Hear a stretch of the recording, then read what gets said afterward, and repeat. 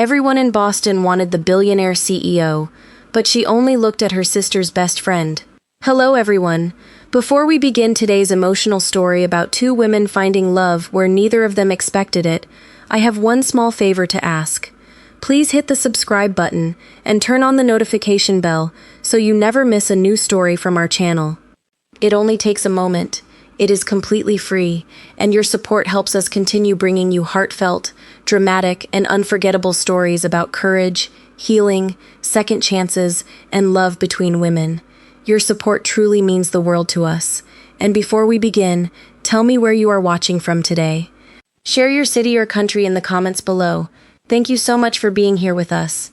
Now, let us return to our main character, and to the crowded night in Boston, when one unexpected woman caught her attention and quietly began to change everything. Do you know what the strangest thing about being wanted by everyone is? Eventually you start wondering whether anyone actually sees you. I had that thought while standing beneath a crystal chandelier at the Harbor Crown Hotel, holding a glass of sparkling water I had no intention of drinking, while half of Boston seemed determined to introduce itself to me. My name is Claire Whitmore. I was 42 years old, founder and CEO of Whitmore Urban Systems, and according to the business magazines scattered across airport lounges, I was one of the most successful women in Massachusetts. That evening, however, I felt less like a person and more like an exhibit. Claire, you have to meet Daniel Mercer. Claire, congratulations on the Cambridge project. Claire, we should discuss that investment opportunity. Names, handshakes, compliments. They came in waves. I smiled because I had learned years ago that a billionaire who looked bored became tomorrow morning's headline. Beyond the enormous windows, Boston Harbor shimmered beneath the December lights, beautiful and distant. I had spent 20 years building a life that looked exactly like that view, impressive from across the room, colder when you stood inside it. "You're doing it again," my sister Sophie whispered beside me. "Doing what? Looking like you're calculating everyone's net worth. I'm calculating how long until I can leave." Sophie laughed. At 34, she was one of the few people alive who spoke to me without checking my expression first. 2 hours. You promised. I make bad promises. You make acquisitions worth 9 figures before breakfast. You can survive a charity gala. Before I could answer, another guest approached. Then another. A venture capitalist complimented my company. A local developer complimented my dress.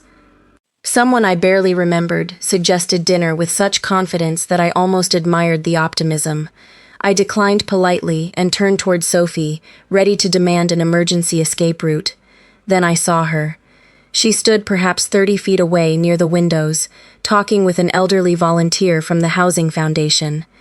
Chestnut hair rested loosely around her shoulders, and her dark green dress was elegant without competing for attention. But that wasn't what stopped me. She was laughing. Not the careful laugh people used around donors. A real one. Warm, unguarded, completely uninterested in whether anyone important was watching. "Who is that?" I asked. Sophie followed my gaze, and something mischievous appeared in her smile. "Seriously? What?" "That's Hannah Brooks." The name landed somewhere in my memory. "Your college friend?" "My best friend," Sophie corrected. "You've met her before." "When?" "Several times, Claire. You were probably answering emails." That sounded unfortunately plausible. Hannah glanced across the ballroom then, and our eyes met. I expected the familiar reaction. Recognition, curiosity, perhaps that subtle adjustment people made when they realized exactly who I was. Instead, Hannah simply smiled at me, a small, friendly smile. Then she turned back to the volunteer and continued listening. I stared after her longer than I should have. Around me, hundreds of people were still talking beneath glittering lights, and somewhere behind us, Boston stretched across the winter night. Everyone in that room seemed to want something from Claire Whitmore. Yet, for the first time in years, I wasn't thinking about what someone wanted from me. I was wondering why the one woman who wanted nothing had suddenly become the only person I wanted to know. Sophie caught me looking and gave me the kind of smile only a younger sister could get away with. "Come on," she said, taking my elbow. "You are going to meet Hannah properly this time. I know how introductions work." "Do you? Because last time Hannah spoke to you, you answered a phone call halfway through her sentence." I winced. Was it important? That is exactly the problem. Before I could defend myself, Sophie guided me across the ballroom. Hannah noticed us approaching and excused herself from the volunteer with a kindness that seemed effortless. Up close, she looked familiar enough to make my previous indifference embarrassing. "Hannah Brooks," Sophie announced. "This is my sister Claire, who promises she has finally learned how conversations work." Hannah smiled. "We have met. Apparently I owe you an apology." "Several, probably." I laughed before I could stop myself. People rarely teased me within 30 seconds of saying hello. Then I should start paying them off. I do not think apologies work like corporate debt. There it was again, that calm refusal to be impressed. Sophie looked delighted. "I am getting a drink before this becomes entertaining." She disappeared into the crowd, leaving Hannah and me beside the windows. Outside, harbor lights trembled across the dark water. "So," I said, "what brings an architect to a housing foundation gala?" Her expression changed slightly. "The housing. I deserved that." "Fair answer. My firm works with community organizations in East Boston and Dorchester. Affordable housing, neighborhood planning, rehabilitation projects." "That sounds difficult." "It is. Mostly because people with money keep deciding what neighborhoods need without asking the people who live there." The sentence was delivered gently, but I recognized a challenge when I heard one. "Are you talking about my company? You asked what I do. And now I am asking what you think of my company." Hannah studied me for a moment. Most people softened their opinions when I asked that question. She did not. "Your seaport developments are impressive. Your Roxbury proposal worries me." My smile faded. "Why?" "Because the renderings are beautiful, but beauty is not the same as belonging. If property values rise faster than local families can afford, you can improve a neighborhood and still erase the people who made it one." I felt the familiar instinct to defend the numbers, the projections, the economic reports. Instead, something about her certainty made me curious. "You have read the proposal?" "All 186 pages. Most of my board has not read all 186 pages. Maybe that is another problem." I laughed again. Across the room, Sophie was watching us with obvious satisfaction. "You really are not afraid of offending me?" Hannah looked surprised. "Should I be?" It was such a simple question that I had no immediate answer. For years, people had treated disagreement with me like a financial risk. Hannah seemed genuinely unaware that my approval was supposed to matter. "No," I finally said, "you should not." A server passed with coffee, and Hannah took one. I reached for another at the same moment she did, our hands briefly meeting above the tray. She pulled back with an apologetic smile. "Sorry. You were there first." That might be the first time tonight someone has heard Claire Whitmore say those words. I looked at her, then at the untouched glass still in my other hand. "You have an interesting opinion of me. I do not know you well enough to have an opinion of you." That landed harder than criticism. She glanced toward Sophie, and then back at me. "I only know your buildings." Before I could respond, someone called my name from across the ballroom. Another donor. Another conversation waiting to happen. Hannah lifted her coffee. "Duty calls." She walked toward Sophie, leaving me beside the window with a thought I could not dismiss. Hundreds of people in that hotel believed they knew Claire Whitmore because they knew what I owned, what I had built, and what my company was worth. Hannah Brooks had just admitted she did not know me at all. For reasons I could not explain, I suddenly wanted to change that. 3 days after the gala, Hannah Brooks walked into my office and refused enough money to change most people's lives. I had spent Monday morning pretending I had not thought about her since Saturday night, which became increasingly difficult when Sophie sent me a message asking whether I had finally recovered from meeting a woman who disagreed with me. I ignored it. Instead, I asked my team to research Hannah's organization. By noon, a folder sat on my desk. Community housing projects, neighborhood restoration, public spaces, and one ambitious proposal for a community center that had been stalled for nearly 2 years because of funding. The requested amount was insignificant by Whitmore standards. I could solve the problem with one signature, so I called Hannah. She arrived Wednesday morning wearing a navy coat dusted with snow and carrying a worn leather portfolio. My office occupied the 43rd floor, with windows overlooking Boston like the city had been arranged for my convenience. Hannah barely glanced at the view. Sophie said you wanted to see me. I wanted to discuss your community center. Her eyebrows lifted. You researched me. I researched the project. That sounds less alarming. I slid a proposal across the desk. Whitmore Urban Systems can fund it. She opened the document, read the first page, then looked at the number. For once, I expected surprise. Instead, she closed the folder. No. I thought I had misheard her. No? Thank you. But no. Hannah, this covers the entire funding gap. I can see that. Then help me understand. She rested both hands on the folder. Your company is currently proposing a development that I may publicly oppose. If my organization takes your money today, what happens when I criticize you tomorrow? Nothing. Maybe you believe that. Her voice remained calm. But everyone else will wonder whether I was paid to become quiet. I leaned back. You think I am trying to buy your silence? I think powerful people sometimes confuse generosity with permission. That sentence stayed between us. Normally I would have ended the meeting. Instead, I found myself asking, what would you accept? Hannah considered the question. A seat at the table, meaning, let me review the Roxbury project with your planning team, not as a donor recipient, as an independent community design consultant. Give me access to the assumptions behind the proposal, and let me challenge them. I almost smiled. You are asking me to pay you to criticize my company, professionally. That distinction is comforting. A small smile appeared on her face. There is one condition. You are negotiating conditions now? Do not hire me to agree with you. I looked past her toward the winter skyline. I had built my career by surrounding myself with brilliant people, yet somewhere along the way, brilliant people had learned that agreeing with me was safer than challenging me. Hannah had known me for less than a week, and was already doing what executives earning 7 figures sometimes refuse to do. All right, I said. Independent authority. Full access to the planning documents. You report directly to me. Hannah narrowed her eyes. Why directly to you? Because if you are going to tell someone they are wrong, you might as well start at the top. She laughed softly, and something unexpectedly warm moved through me. Then she stood and extended her hand.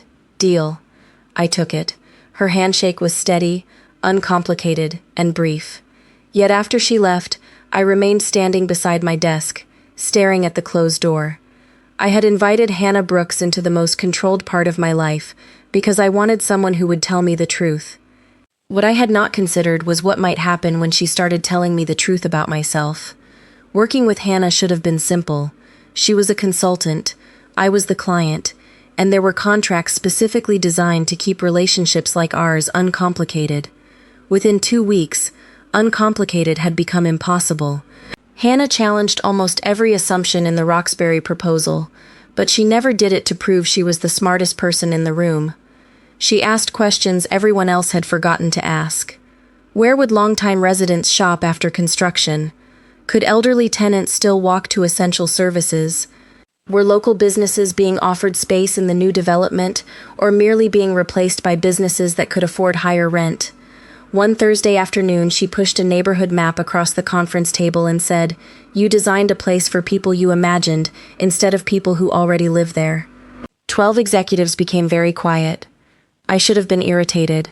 Instead, I looked at the map and realized she was right. Revise it, I told the planning director. After the meeting, Hannah caught up with me near the elevators. You surprised me. That sounded dangerously close to a compliment. Do not get comfortable, I smiled. There she is. Our work gradually moved beyond conference rooms.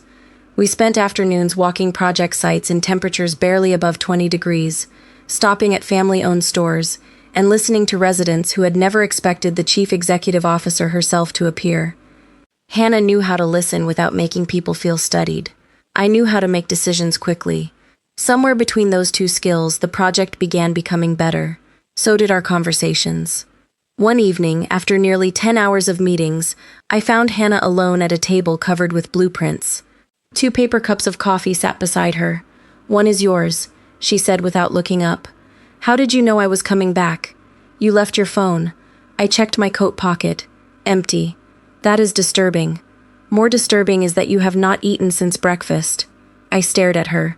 Are you monitoring me now? No, you become increasingly unreasonable when you are hungry. She pushed a wrapped turkey sandwich toward me. I laughed and sat down. No assistant had ordered it. No restaurant reservation had been made.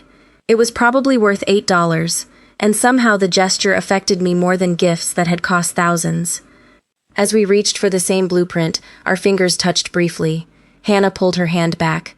Neither of us spoke for a second. The room suddenly seemed unusually quiet. I unfolded the sandwich. Tell me about this. I pointed to a sketch partly hidden beneath her portfolio. Her expression changed. It showed a brick community center surrounding an open courtyard, with classrooms, a childcare space, and a small public library. Something I designed years ago. It is beautiful. It is unfunded. I could change that. Hannah gave me a look. We already had this conversation. Right. You are impossible to buy. You say that like it bothers you. I almost answered too quickly. It does not. She held my gaze, and for once neither of us made a joke. I looked away first, toward the windows and the lights scattered across Boston. My father believed every relationship was a negotiation, I said. He taught me that whoever needed less had more power. Hannah was quiet. Do you believe that? I built my life around it. That was not my question. I looked at her again. No one spoke to me this way. Maybe that was why I kept answering. I do not know anymore. Hannah's expression softened. Maybe needing someone is not the same as belonging to them. Something inside me shifted, small but unmistakable. For years I had believed independence meant becoming impossible to hurt, impossible to influence, impossible to need. Sitting across from Hannah with an $8 sandwich between us, I began to wonder whether I had confused strength with distance. Then Hannah glanced at the snow beginning to gather beyond the glass and smiled. We should leave before Boston decides we are sleeping here. I smiled back, but as we gathered the blueprints, I could not stop thinking about what she had said. For the first time, the possibility of needing another person did not feel like losing power. It felt like discovering something my success had never taught me how to name. The storm arrived faster than anyone expected. By 6 that evening, snow was sweeping across Boston in thick white sheets. Traffic had slowed to a crawl, and the city outside our project office seemed to disappear behind the windows. Hannah and I had spent the afternoon inspecting the old municipal building that Whitmore Urban Systems planned to restore as part of the Roxbury development. Most of the team had already left when my phone displayed a weather alert warning people to stay off the roads. Your driver coming? Hannah asked. He is stuck near Back Bay. Mine is called the subway, and apparently it has abandoned me too. I smiled. Then we wait. The building still had temporary heat, emergency lighting, and enough furniture to make waiting comfortable. What it did not have was the usual machinery of my life. No assistants, no board members, no schedule telling me where to stand next. When the main light suddenly went dark, Hannah laughed softly. Well, Claire Whitmore, apparently even billionaires cannot negotiate with the power grid. Give me 20 minutes. That confidence is exactly what worries me. Emergency lights flickered on along the hallway, casting a quiet amber glow across the room. We found 2 chairs near the windows and watched snow gather against the glass. For several minutes, neither of us spoke. Strangely, the silence felt easier than most conversations I had attended that year. Can I ask you something? Hannah finally said. You usually do whether I give permission or not. Why are you always working? I almost gave her the polished answer about responsibility and ambition. Instead, perhaps because Boston had vanished beyond the snow, I told her the truth. Because work makes sense. Results make sense. People are harder. Hannah waited. She had become very good at waiting, until I said what I was actually trying not to say. When people know what I have, I continued, I never know what part of me they are interested in. Claire, or the company, or the access that comes with knowing me. That sounds lonely. It sounds practical. Those are not opposites. I looked at her. You really refuse to let me hide behind vocabulary. Someone has to keep the chief executive officer honest. I laughed, but the warmth faded when Hannah looked toward the darkened windows. I understand more than you think, she said. She told me about a relationship years earlier with someone whose wealth had quietly become authority. Restaurants, vacations, apartments, even small decisions had eventually belonged to the person paying for them. Nothing terrible happened, Hannah said. I just slowly stopped recognizing my own choices. Her words settled heavily inside me. Suddenly I understood why she had refused my donation, why independence mattered so fiercely to her. Hannah, I would never want you to feel that way with me. The sentence escaped before I could examine what it implied. She turned toward me. The room became very still. With you? She asked quietly. My heartbeat seemed embarrassingly loud. I meant working with me. Hannah gave the smallest smile. Of course. But neither of us looked away. For one suspended moment, I wanted to move closer, to stop analyzing whatever had been growing between us, and simply acknowledge it. I leaned forward slightly, then stopped. Hannah's expression changed, not with rejection, but uncertainty. That was enough. I sat back. What? She asked. Nothing. Claire. I exhaled. I do not want you waking up tomorrow wondering whether you were free to say no. Hannah stared at me, and something softened in her face. You really thought about that? I am trying to. Outside, the snow continued covering the city until streets, rooftops, and familiar boundaries disappeared beneath white. Hannah reached across the small space between our chairs and rested her hand over mine. Nothing more. I looked down at our hands and understood something that frightened me more than rejection ever could. For once, I did not want control over what happened next. I wanted Hannah to have a choice, even if that choice eventually led away from me. By Monday morning, Boston had dug itself out of the storm, but something between Hannah and me remained buried beneath everything we had not said. We returned to work with almost exaggerated professionalism. She challenged design assumptions. I approved revisions. We discussed parking ratios, construction schedules, and community access, as if her hand had never rested over mine in that dark building. Then, shortly after 10, Hannah walked into my office, carrying a folder I had never seen before. She did not sit down. Tell me I am misunderstanding this. There was no warmth in her voice. I opened the folder. The first page carried the name of a holding company, connected to Whitmore Urban Systems. Beneath it was an acquisition proposal for several properties bordering the community center Hannah had spent years trying to build. My stomach tightened. Where did you get this? Your planning archive. You gave me full access, remember? I turned the page. The proposal was 6 months old. The strategy was clear. Acquire the surrounding parcels before the redevelopment announcement increased their value. Legally ordinary. Financially clever. Humanly, the consequences looked very different now. Claire, those buildings contain apartments and small businesses. I know, do you? Her disappointment was worse than anger. I reached the final page and saw my electronic approval beneath the preliminary authorization. Suddenly I remembered the meeting. 20 minutes between 2 flights. Dozens of documents. Numbers presented as opportunities instead of lives. I had approved the exploration without asking enough questions. I signed this, I said. Yes, but I did not know the final acquisition strategy. Hannah stared at me. You taught your company what mattered, Claire. Maybe nobody thought you needed to know. I stood. I would never use our work together to manipulate you. That is not what scares me. Her voice softened, which somehow made the distance between us feel greater. What scares me is that Saturday night I started believing I knew who you were. I stepped around the desk, then stopped several feet away. You do. Do I? Because the woman who told me she wanted people to have choices signed a document that could take choices away from families she has never met. There was no defense that did not sound like an excuse. You are right. Hannah blinked, apparently expecting resistance. I should have asked what those acquisitions meant. I did not. That responsibility belongs to me.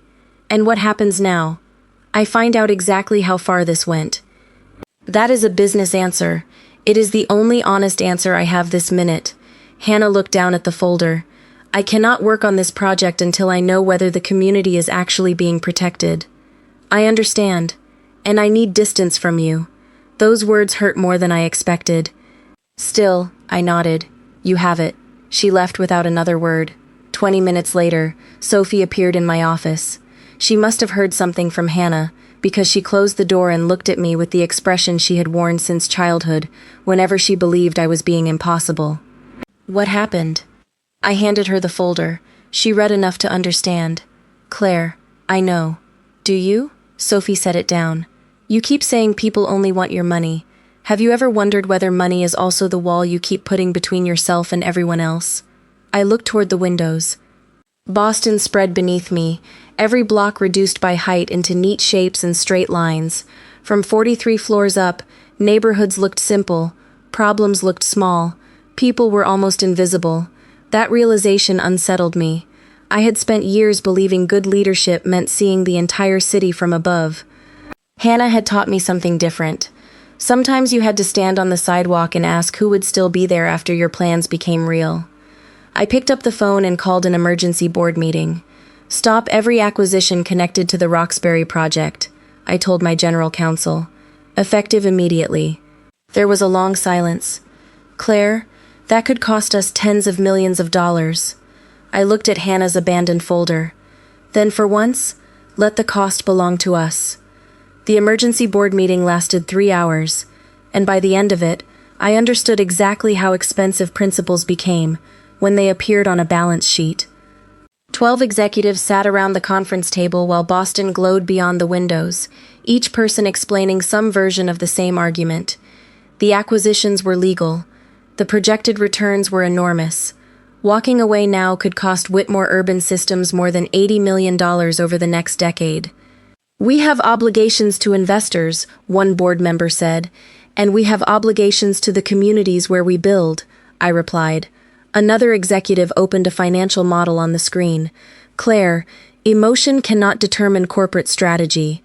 A week earlier, that sentence might have persuaded me. Instead, I remembered Hannah standing on a Roxbury sidewalk listening to a bakery owner explain that his family had operated there for 37 years. I remembered residents pointing to windows and telling us who lived behind them. From the 43rd floor, those people had once been numbers inside projections. Hannah had given the numbers names. This is not emotion, I said. This is consequence. I presented a different plan. Whitmore would abandon the speculative acquisition strategy, protect existing leases during redevelopment, and transfer the community center property into an independent community land trust. Local residents and nonprofit representatives would share decision-making authority over its future. The room went silent. You are giving away control, someone finally said. That was precisely what I was doing. For most of my life, control had been the thing I trusted most. It had built my company, protected my reputation, and kept disappointment at a manageable distance. But Hannah had forced me to recognize the difference between protecting something and possessing it. Yes, I said, we are giving away control because we should never have had all of it. The vote was difficult. The arguments continued. By evening, however, the revised plan passed by the narrowest margin I had seen since founding the company. I should have felt victorious. Instead, I felt strangely quiet. My first instinct was to call Hannah. I even opened her contact on my phone. Then I remembered what she had asked for. Distance. So I closed it. I did not send flowers. I did not tell Sophie to speak for me. I did not arrange some dramatic meeting where Hannah would discover what I had done and understand that I had changed. If the decision was right only because it brought her back, then I had learned nothing. Over the next 2 weeks, we met with neighborhood leaders, tenant representatives, local business owners, and housing advocates. I listened more than I spoke. Some people were skeptical. They had every reason to be. Trust, I discovered, could not be announced at a press conference. It accumulated slowly through promises kept when nobody was applauding. One cold afternoon, I visited the community center site alone. Snow still clung to the edges of the sidewalk, and children had drawn bright chalk flowers near the entrance despite the winter air. Through the fence, I imagined Hannah's design becoming real. Classrooms, a library, childcare rooms, a courtyard where neighbors could gather. Sophie found me there. Hannah knows, she said. My heart reacted before my face did. You told her? No. The Community Land Trust announced it publicly. I looked away. Good. Sophie studied me. That is all? What do you want me to do? Call her. I shook my head. She asked for distance. Since when do you respect boundaries this much? Since I realized respecting them is the point. Sophie smiled, but I kept looking through the fence. I missed Hannah more than I wanted to admit. Still, for once, wanting something did not mean reaching out and taking it. 3 days later, my assistant entered my office with an expression I could not read. There is someone here to see you. I looked toward the doorway. Hannah stood there holding her old leather portfolio, snow melting softly on the shoulders of her coat. She met my eyes and said, "I think we need to talk." For several seconds, I forgot every sensible thing I had ever learned about conversation. Hannah stood in my doorway with her leather portfolio pressed against her side, and all I could think about was how carefully I had trained myself not to hope she would come back. "Of course," I finally said. "Come in." She glanced toward my desk, then toward the windows overlooking Boston. "Actually, could we go somewhere else?" 20 minutes later, we were standing outside the Future Community Center in Roxbury, our coats pulled tight against the January cold. Hannah walked slowly along the fence before stopping near the chalk flowers I had noticed days earlier. "I read the land trust agreement," she said. "All of it? Every page." I smiled. I should have expected that. She did not smile back immediately. "You gave the community permanent representation. You protected the existing tenants. You changed the commercial leases so local businesses get priority. The board approved it, after you threatened to walk away from the project." I looked at her. "Who told you that?" "People talk, Claire." I slipped my hands into my coat pockets. "I did not do it so you would come back." "I know." Her answer surprised me. Hannah looked through the fence toward the empty building. "That is why I came back." The wind moved softly between us. I wanted to tell her how much I had missed her, but wanting had become something I treated more carefully now. "I owe you an apology," I said. "Not because I approved a document without understanding it. I have already apologized for that. I owe you one because I spent years believing that if my intentions were good, my power could not hurt anyone. You made me understand that intentions are not enough." Hannah's expression softened. "You listened. Eventually. Most people with your kind of power learn how to defend themselves better. You learned how to question yourself." I looked down at the sidewalk. It was expensive. She laughed, and hearing that sound again felt like finding warmth in the middle of winter. Then her voice became quiet. "I need you to understand something too. I do not need you to save me." I met her eyes. "I know. I do not need your money. I know. And if there is ever something between us, I cannot become another part of your life that gets scheduled, managed, or solved." My throat tightened. "I know that too." Hannah stepped a little closer. "Good. Why good?" She held my gaze. "Because I do not want the company, Claire. I do not want the penthouse or the invitations, or the version of you everyone sees from across a ballroom." I barely breathed. "What do you want?" The woman who brought an $8 sandwich into a conversation about fear. The woman who stopped when she was not certain I was ready. The woman who finally learned that caring about someone does not mean controlling the outcome. For once, I had no clever answer. I am still learning. So am I. Her hand found mine. Gently, deliberately. This time there was no storm, no darkness, and no uncertainty about who was choosing what. "Hannah," I said softly, "may I kiss you?" Her smile appeared slowly. "Yes." I leaned closer and kissed her. Brief and tender. Nothing dramatic enough for the newspapers, and nothing impressive enough for the people who measured lives in headlines. Yet when we separated, Hannah was still holding my hand, and I felt happier than I had after any acquisition, award, or record-breaking quarter. Behind us, traffic moved along the Boston streets, and ordinary life continued without noticing that mine had just changed. Hannah looked toward the old building. "You know my original design will need revisions." I laughed. "There she is. You hired me not to agree with you. I remember. We started walking along the fence together. For most of my life, I had believed love would make me vulnerable, because it gave another person power over me. Walking beside Hannah, I finally understood the difference. And Love was not handing someone control. It was trusting them with freedom and discovering, with gratitude rather than entitlement, that they chose to walk beside you anyway. 1 year later, I stood beneath another crystal chandelier and realized the room had not changed nearly as much as I had. The Harbor Crown Hotel was hosting the annual Housing Foundation Gala again, and Boston Harbor shimmered beyond the windows beneath a clear December sky.